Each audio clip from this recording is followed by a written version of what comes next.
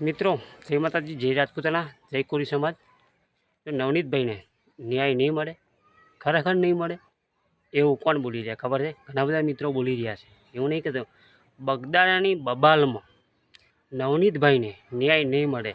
SIT team દ્વારા માયાભાઈ આહિરના પુત્રને પૂછવામાં આવ્યું, જયરાજ આહિરને, કે ગુનો કરેલો નહોતો કર્યો, શું કરેલું, એ તમામ વિગતો આ વિડીયોની અંદર હું તમને બતાવું છું મિત્રો.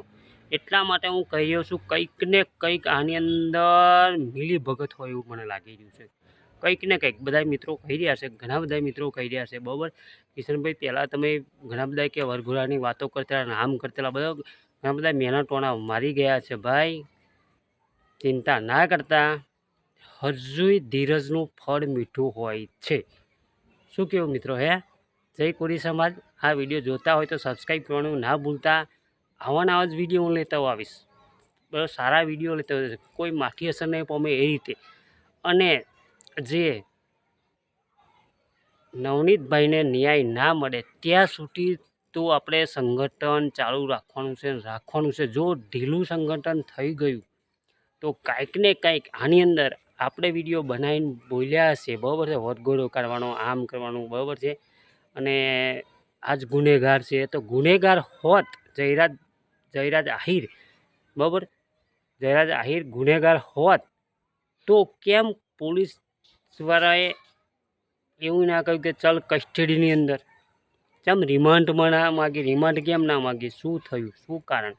અને જયરાજ આહિર આ ગુનામાં નથી એવું સાબિત પણ થઈ ગયું અત્યારે એવું લાગી રહ્યું છે. જયરાજ આહિરને એસઆઈટી દ્વારા જે સવાલો પૂછ્યા ત્યાં પછીના કોઈ પણ સમાચાર નથી મિત્રો. કોઈ નહીં એટલે કોઈ સમાચાર નથી કે શું થશે આની અંદર, શું નહીં. આગળના આગળ પણ 2 પકડાયા, બીજા તો 11 આરોપી તો થયા. અને નવનીતભાઈ તો વારંવાર ઉલ્લેખની અંદર કહેશે કે જયરાજ આહિર ગુનામાં છે એમ નવનીતભાઈ કહી રહ્યા છે, કે એક પુરાવા આલી રહ્યા, તો છતાં પણ આ બધું આમ કેમ? બરાબર છે. તો કંઈક ને કંઈક આની અંદર મોટા વળાંકો છે, મોટી મોટી ટોપો છે ભાઈ. બરાબર, પૈસા હશે ત્યાં સુધી તો ક્યાંય નહીં થાય એવું ઘણા બધા મિત્રો લખે છે અંદર. બરાબર, પૈસાવાળાનું કામ છે આ બધું. પણ કાનૂનના કાયદા બધાય માટે સરખા હોય છે મિત્રો. એકના માટે સરખા હોય. તમે જુઓ, કાનૂનનો કાયદો જે બનાવવામાં આવ્યો છે ને એ બધા હંકાત સરખા હોય. તો તમને એમ કહેવા માગું છું, તો એસઆઈટી ટીમ મંગાવવાનું કારણ શું? કે મોટા એલિયન નહોતા આવ્યા, કે મોટું કર્ફ્યુ નહોતું, આતંકવાદીઓ નહોતા ઘૂસી ગયા. બરાબર છે. તો ન્યાય માટે એસઆઈટી ટીમની સહારો લેવો પડ્યો આપણે. અને આપણે સંગઠન પણ કરવું પડ્યું મિત્રો. ઘણું બધું મોટું સંગઠન કર્યું, ઘણા બધા એમ સાથ સપોર્ટ મળ્યા નવનીતભાઈને. પણ અત્યાર સુધી ન્યાય કેમ ના મળ્યો એ મોટો પ્રોબ્લેમ છે મિત્રો. અને જે જયરાજ આહિરે પણ મોઢે કહી દીધું કે ગમે ત્યારે મારી જરૂર પડે એસઆઈટી ટીમને તો બેફિકર હું તમારી સામો રજૂ થશ. બધાએ ઉત્તરો હું આપીને આવ્યો છું અત્યારે. બરાબર, એમ નવનીતભાઈને પણ જણાવવામાં આવ્યું હશે, વિડીયો જોયો હશે.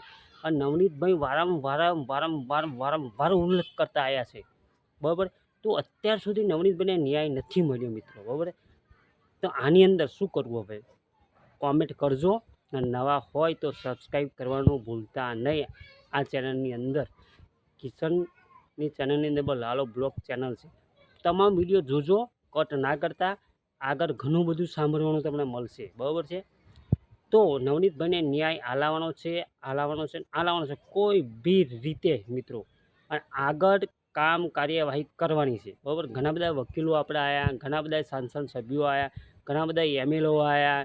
કોરી સમાજના લગભગ 12 થી 13 એમએલઓ અંદર જોડાયા.